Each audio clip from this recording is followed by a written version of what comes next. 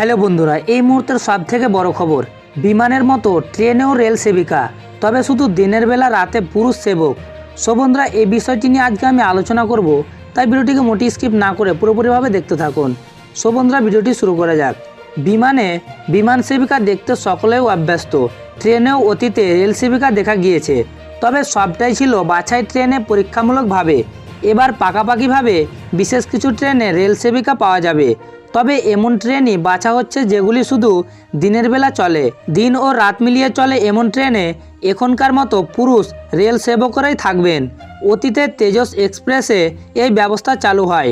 এখন ঠিক হয়েছে শতাব্দী গতিমান তেজসের পাশাপাশি আরও যেসব প্রিমিয়াম ট্রেন রয়েছে সেগুলিতে রেল সেবিকা নিয়োগ করা হবে। আইআরসিটিসি যে সিদ্ধান্ত নিয়েছে তাতে দিনের বেলা রেল সেবিকারা নিযুক্ত থাকবেন। ট্রেনে ওঠার সময়ে যাত্রীদের স্বাগত জানানো থেকে খাবার পরিবেশন, অভিযোগ শোনার কাজ করবেন তারাই। যেসব ট্রেন রাতে চলে সেগুলিতে অবশ্যই এখন যে ব্যবস্থা রয়েছে সেটাই চালু থাকবে।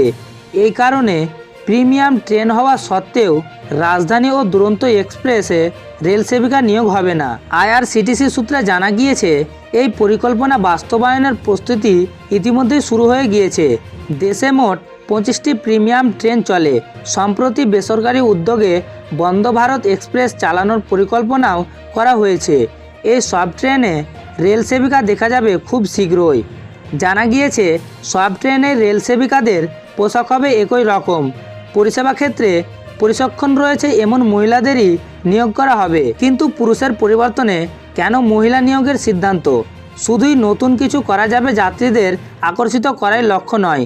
আইআরসিটিসির সাধারণভাবে যাত্রী পরিষেবার ক্ষেত্রে মহিলা কর্মীরা ভালো কাজ করেন বলেই মনে করা হয়।